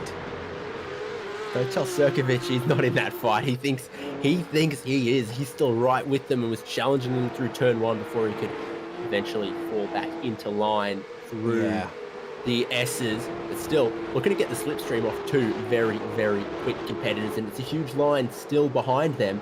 That could be Sirkovic's meal ticket to be latched on to those fast cars, protecting him from the battles and the pack and the queue behind. Oh my goodness, the number 70. Oh dear. That's Caleb Hydes. It's gone for a bit of an adventure. The turn coming onto the back straight. Might have been just a spin there, getting a bit too much grass on the exit curb. We'll find out on the Virtual Racing School replay. And so he enters the turn by himself. Doesn't catch the curb, but oh yeah, just getting on the throttle a little too spiritedly there. Spinning up the rears, there's only one way that is going to work out. Unfortunate there for Caleb. I know from racing against him, he certainly has the pace to do well, but those mistakes are holding him back. He'll be hoping that they work themselves out through the rest of the season. But we still have one heck of a motor race going on at the moment. We got battles for position just about everywhere. Dane Warren getting past Ashley Knowles as we check out Job Stewart. He's going to make his way past Eddie Beswick here, who had an off coming out of turn 5. Beswick, though, defensive. Oh, no, it was Beswick. Indeed. And both of them in black. Yeah, well, it seems that Job Stewart is going to have the move here, but Jared Sirkovic, who we were taking a look at just before, he's trying his best to make his way past Ash Knowles here, who's lapped car at the moment. Knowles down in 38th position and carrying heavy damage. He was involved in one of the incidents that we saw earlier on, as that's the move there. Oh no, Job Stewart. That is not what you want to see. Might that have been a hardware failure? Well, it seems that he's managed to keep going, but I hope he's not just the form for that excursion. Yeah, goodness me, that was just bizarre there from Job Stewart. He's going to lose positions here to Beswick, and who's that behind him? Matthew Bowler as well. So falling back now into 12th place, it seems. Job Stewart would not have wanted that to work out how it did, as Reese Cohen has to drive around Ash Knowles in turn 3. Right off the track to try to stay out of the way of this rampaging pack that you find in the middle of the field. Beswick in 9th through to Cohen in 15th. No respite whatsoever in these battles, and with laps counting down, it's a big reward, big risk for fighting for position amongst these, because fighting for 10th might see you lose out and be in 20th. At the same time, you can never give up on trying to pick off positions one by one moving forward. View from Stewart. Oh, Beswick just up ahead of him there and alongside Matthew Bowler. Oh no! That's contact between Bowler and Stewart, and another trip through the gravel trap for Joe, but this time with contact. Sometimes you're the bowler and sometimes you're the pin. Oh God, please just leave. Oh my Lord. But seriously though, that was not what Job Stewart would have wanted. You know, he was driving so well. Were it not for that mistake on the last lap, he might not have been in the position that he was in there. Emily Jones trying to desperately work her way forward here. Sorry, I'm looking at Ryan Jones. My goodness, that's embarrassing. I'm on top form tonight, David. Ryan Jones battling with Tyler Howard here for 18th place, and there's some good news here for Ryan Jones in his world. His mum is apparently tuning into our broadcast here. We say hi to Ryan Jones's mother and congratulations on being cancer-free. Yes, indeed. Congratulations on that. Our thoughts with you, and well done. Hope you're enjoying Ryan moving forward some positions in this one as well. It looks like Job Stewart there going into the pits to repair some damage. Josh Muggleton is involved in an absolutely rollicking battle here down the back stretch. Oh, goodness, that's tight fighting there from Hugo Allen trying to get by Reese Cohen, and a big dive from Daniel Yeaman on Shannon Mortlock. manages to get it done just behind those guys, but Josh Muggleton up to the head of that pack now and trying to lurch his way up through the field. He started in 37th place, did Josh Muggleton, and now he is up to 12th. That's another one of the drives of the night there for me.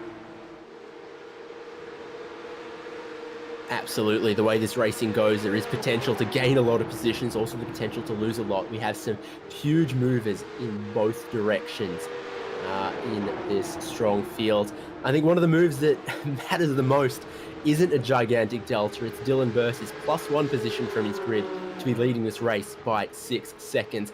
In the grand scheme of how close all the other battles are, that is a huge margin as we continue to watch this battle. Not a bottle yet, but that could still happen on the final lap battle between Howard, Jones, Myers, and Dave.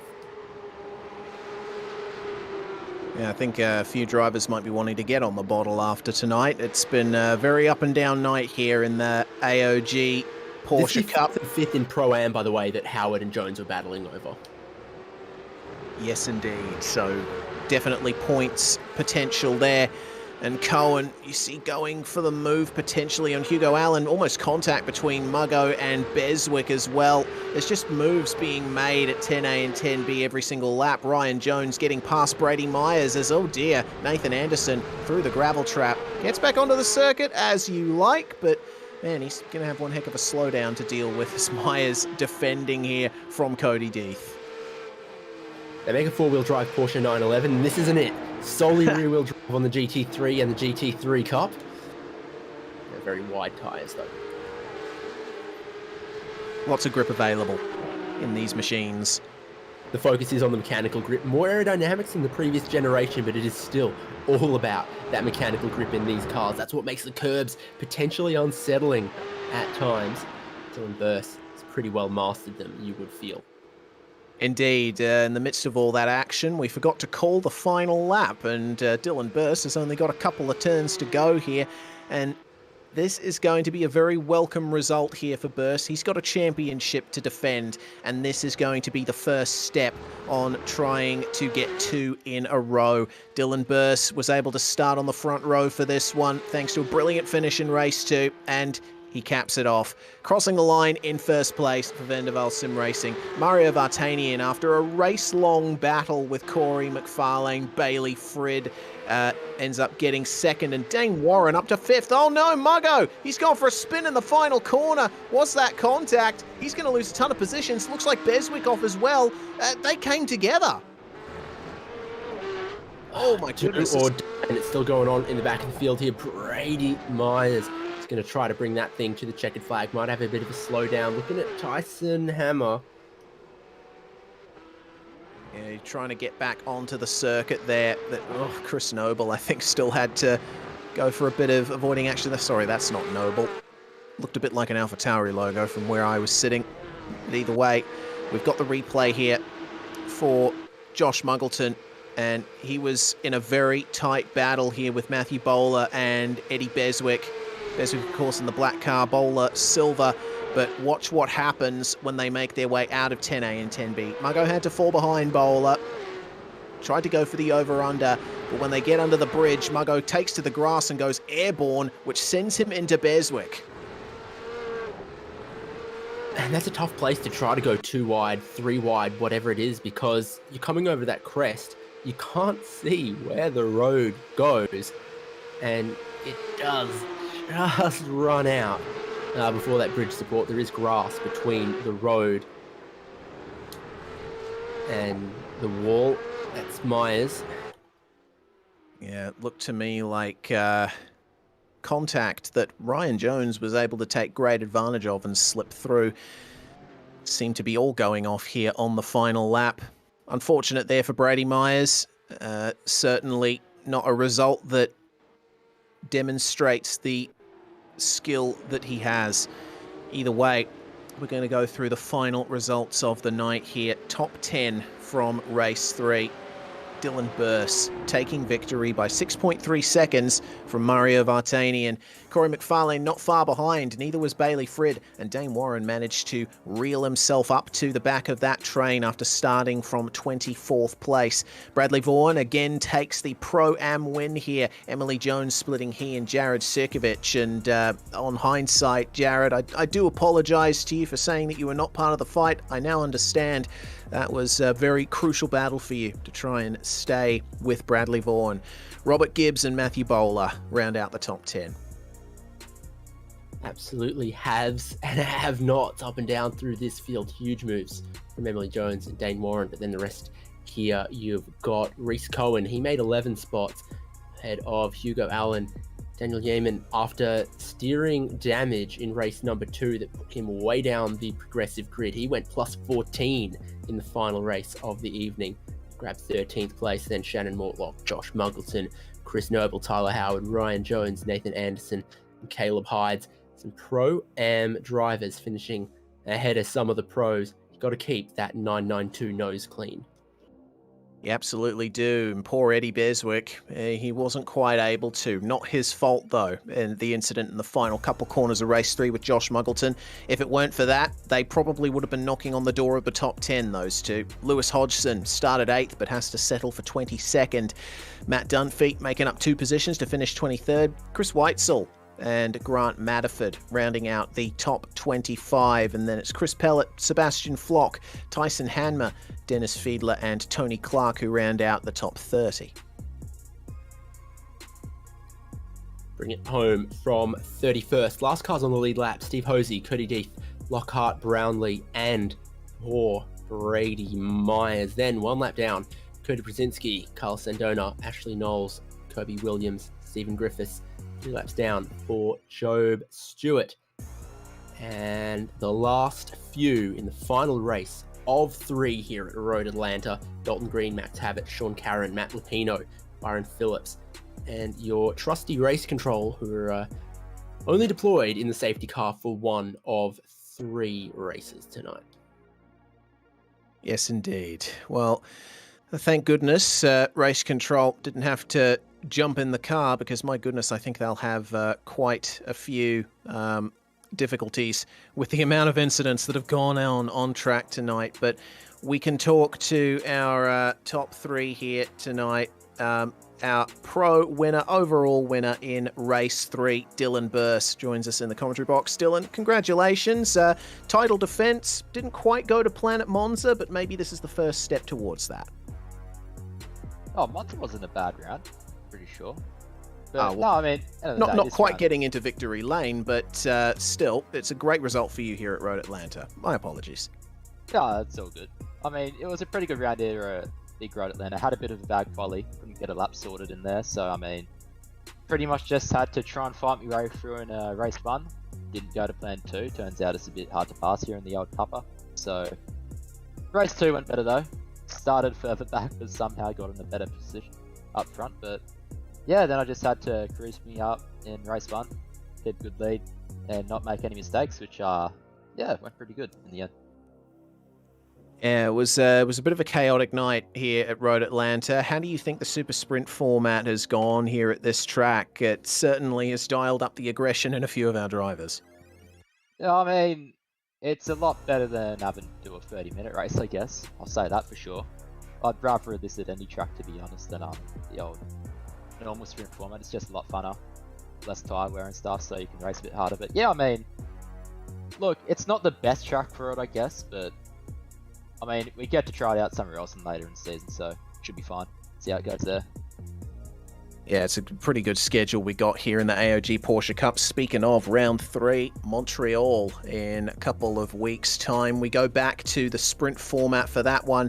Do you think it's going to be better for racing than Road Atlanta? Plenty of heavy braking zones there. Big Montreal. I don't know about that. Not my favourite tracks, that's for sure, but I mean, we'll see how we go there. It'll be a bit hard to race, that's for sure. Need to make sure you don't get slowdowns. That's a bit how you're going, rough around the edges, but you know, see what happens, see what we can make out of it, that's for sure. Well, either way, the floor is yours, Dylan. P1 in race 3. Who would you like to thank for it?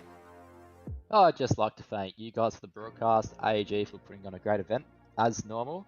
Also, my team Venom Sim Racing and Big Panthers for getting the premiership, mate. Yeah, of course, a lot to celebrate there. That is You know Dylan Burse. Dylan Burse, winner of race 3 here. Thanks for joining us, mate. Next up, David, we've got our Pro-Am winner here in the box with us, Bradley Vaughan, number 100. And congratulations to you. Thanks for coming to join us. Always going to be hectic in that Pro-Am Championship in the middle of what's a really, really busy grid. Eyes on stalks, head on a swivel tonight? Yeah, the 3 short races was pretty chaotic. I was lucky to stay clean majority of the time. Had one little incident in the final race there, which was a bit wild, but I enjoyed the format. You never have a point where you're not racing someone. Top 20 invert for the grid is class agnostic. That must have some impact on how you try to race in the first of the 3 races in the evening. Yeah, well, I had the relative black box up in the corner, and I kept checking down, where's Dane, where's Emily Jones, and, some bad luck, and they get further back, and it gives some other guys a chance to get up the front and have some glory while winning. So, yeah, I thought it was cool. Good stuff all around from you. How strong was the slipstream down the back straight here? I can see the numbers, but turn 10 was the passing place today. Yeah, well, it's a pretty long back straight. You haven't really got many passing opportunities around this track, so you sort of have to set it up for that back straight, and it's a fixed setup, so you know that you've got the same as every single car around you. So, yeah, that was the main passing place. With all that, how is the new generation 992 treating you? Engine still in the same place as the previous generation, but from the front to the back, it does seem like every piece of it is just a little different. Yeah, it's certainly different to drive. You can feel you can carry more mid-corner speed. You can chuck it around a bit more, I think. It'll be interesting to see when, some of the World Championship Series start to use this car. Well, congratulations. Some good results, some good points. And anything you want to say while you're still here on the SimSpeed broadcast? I'd just like to thank Pursuit Sim Racing, V&M Simulations, Track Racer, and everyone that helps out during the weeks in Discord. Sweet. Catch you around. Well, that is Bradley Vaughan, Pro-Am winner here at Road Atlanta. We're going to take a moment here to chat to our 3rd place finisher in race 3, Corey McFarlane, car 94, and certainly I am with that, being a 94 kid myself. But for you, Corey, you were certainly with it here tonight. A 6th, a 7th, and a 3rd, very consistent. Yeah, it's good to finish all the races, just finish them at least. And then in the last race, it's quite boring. After the first few laps, it settled down quite quickly. Then just trying to catch up to Mario and stay in his slipstream for the end. Yeah, it seemed that you were having a bit of a hard time catching up to Mario. Obviously driving at your maximum here in these sprint races, but how does Road Atlanta treat you in this car, considering the entire first half of the track is just non-stop turns, and you got to nail those to get the slipstream? Yeah, the car was just so understeery within 3 laps. So it was just really you had to quite underdrive it a fair bit and just play it quite safe down the hill because it'd just snap into oversteer as well. But then the slipstream was huge. It was within 1.2 seconds, I think. And then just the bumps as well on all the exit curbs. It's quite unforgiving if you get it that bit wrong. And that caught out a few people and caused quite a few shunts as well. Yeah, shunts that you, though, largely managed to avoid. So it's a pretty good points haul from tonight, which I guess sets you up very well coming into Montreal. Yeah, just do a bit of practice for that, and again, just hope for staying out of trouble is the biggest thing in this league. It's so close, everyone on their times, and that you just got to hope that you can get through everything. Well, hopefully you get through everything in a couple weeks' time and we can get a chance to talk to you again, Corey. Before we let you go, anyone that you'd like to thank for your podium? Thank you to you guys at SimSpeed for broadcasting it. Dan and everyone back at AOG Race Control, all them put in a great effort to put this league together. And also thank you to Mario Vartanian as well. We practiced together a lot, and yeah, really helped. Wouldn't have been able to stay where we were if we hadn't have done that practice. Well, Corey McFarlane shouting out Mario Vartanian there, whom we are going to talk to now. He's stopped in the commentary box now. David, you're going to have a chat here to our Race 2 winner. Yeah, exactly. Race 2 pole sitter as well. You lost that lead when you couldn't quite get the traction. But then you fought back for it really, really early and started walking away with it. How was the adrenaline for that first lap then? Yeah, it was pretty awesome. I mean, the Cup car felt pretty loose in the first lap, which was pretty fun, I guess. And I get a bit of bad luck in race 1. Ended up setting up my race 2 and 3, which somehow was a bit of a surprise, but I guess it was a lucky reward. What about that original qualifying session before our 3 races? Everything that I could see suggested that that first flying lap wasn't the golden one. It was a little bit longer before you had speed and heat and pressure in the Michelin tires. Yeah, I stuffed up quali myself, so that was a bit of a bummer.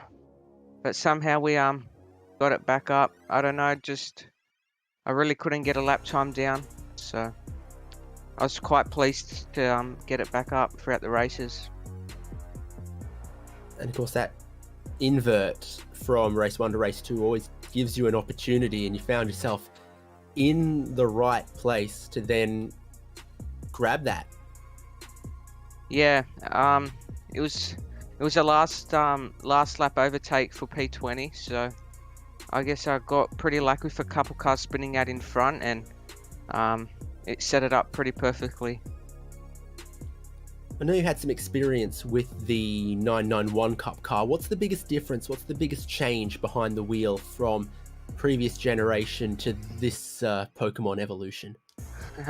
I guess it has a lot more rear grip, or a lot more grip in general. Yeah, nothing much more to say about that. I'm still learning it myself, but it just feels a lot nicer to drive, a lot more enjoyable. There you go. Mario Vartanian says the new one is quicker. Congratulations on that race win. Some good points there. It seems like this is going to be some really, really unpredictable racing everywhere. And if you get your head down, you can get some good results. Anyone you want to thank? Yeah, I'd like to thank my sponsors, Assassin Dirt Bikes and Kart Wraps, my parents, and Corey for practicing with me throughout the week to get up to speed. That's so cute. Thank you. Thank you. Mario Vartanian there. What a brilliant result for him tonight. Well, I think that brings to an end proceedings for tonight, David, but we will turn our attention forward a couple of weeks. We're going to the Circuit Gilles Villeneuve for round 3. We're going back to the sprint format, basically 2 races, 1 short, 1 feature. It'll be interesting to see how the drivers handle this one. Montreal has plenty of pitfalls, not least those giant curbs and the massive slowdowns you can get if you take too much of them. Yeah, and from one track with a pretty draft-heavy back straight to Montreal with a pretty draft-heavy back straight would be very, very interesting. And again, the wall's ever so close at Montreal as well. Tough place for a big grid. Hopefully that's what we get, because separates those with some awareness from people who are reactive rather than proactive. We shall see which ones are reactive and which ones are proactive in a fortnight's time. You'll be able to catch that right here on SimSpeed TV. Once again, thank you very much for tuning in, and we hope you enjoyed the show tonight. Certainly, we enjoyed it up here in the comms box. There was just so much going on tonight. I expect more of the same at Montreal. Big thanks to Virtual Racing School and Sam Blacklock Media for your support of this series. My name's Reese Gardner, with David Haynes alongside me in the comms box, and Jay Kennedy on production as per usual. From all of us here at SimSpeed TV, we say bye for now.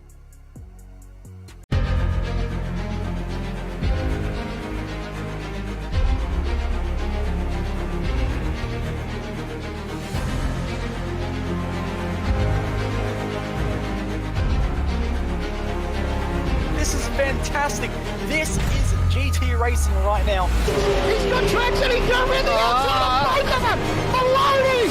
Oh, he's taken Anderson! Anderson's up to Oh my God! Big crash! Oh my goodness, half the field's going to get full. Second very close. These guys are want to make their way through the field very quickly. Oh, here we go. Oh no! That's massive! This is it! This is over! I can't believe this! Oh my God! God, what?